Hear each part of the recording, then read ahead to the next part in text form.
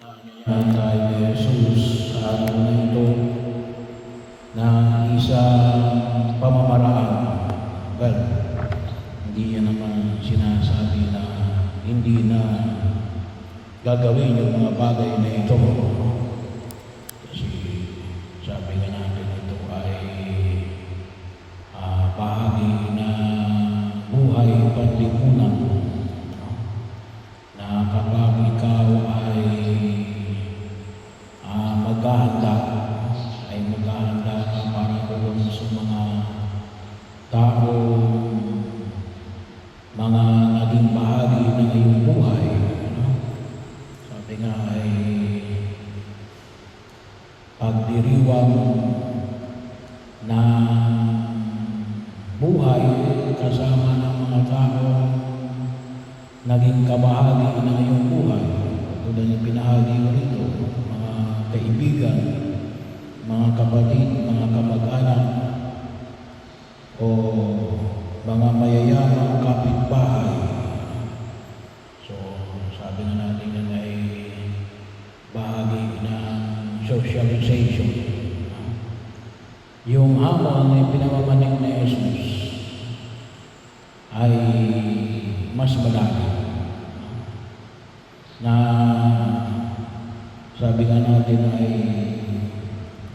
anyayahan ang mga hindi kayang anyayahan ka. Yung mga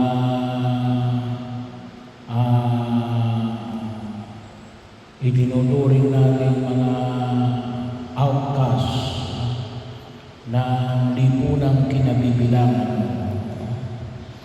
Binahagi mo rito mga pulubi, mga pingkaw, mga pilay, mga bulag. So, bahagi ho na sabi nga natin ay ito yung mga itinuturing natin ay yung PWD o hindi lang PWD, kundi socially na hindi bahagi ng normal na pagkilos ng daigdig na ito. So, yun yung bahagi na dapat din bigyan ng pansin. Kasi ito ay hindi na ito kapigan na tinatawag natin social education. Ito'y alin? Kawang-gawa. Bahagi ito ng kawang-gawa.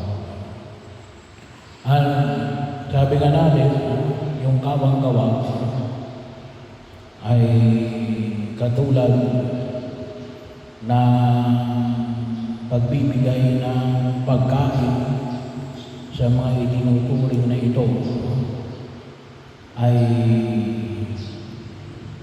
may dalawa rin palutunguhan. Simple pagtugon sa panawagan ng bumikapal. Sabi nga natin na ibahagi natin ang ating kayamanan o katulad din po na ipinamanig natin ngayon, sabi nga natin yung kawang-gawa rin para sa pagbibigay ng hinihingi ng katarungan.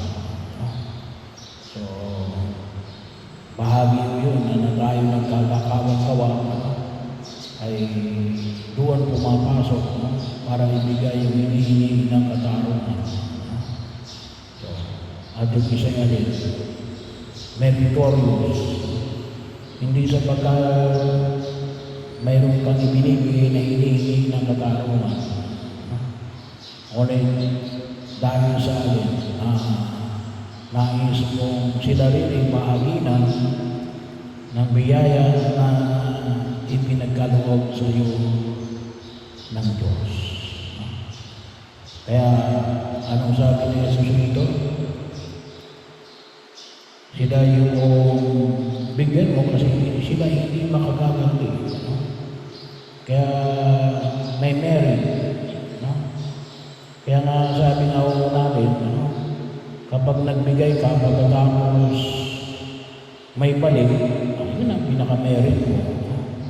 Pero yung kapag nagbigay ka at hindi ka sinuklian, ang Diyos ang magbibigay na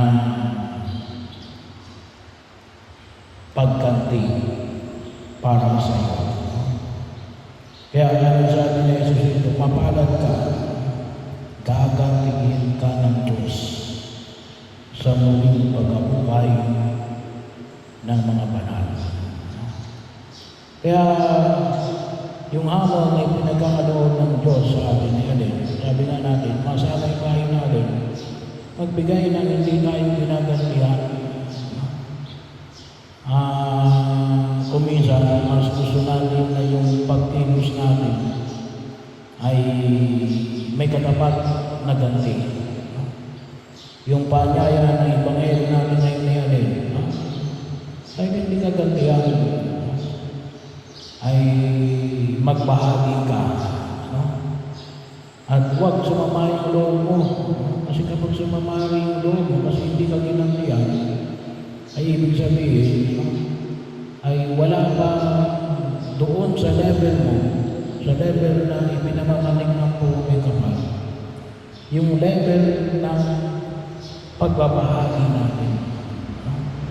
At ginawa yung makita natin, ginawa yung, sabi nga natin, sanayin natin yung ating sarili, na hayaan natin na ang Diyos ang gumanti sa atin. At paano natin malalaman na ang Diyos ang gaganti na sa atin? Kasi nga, hindi tayo naghihintay ng kapalit doon sa mga tao ginagawa natin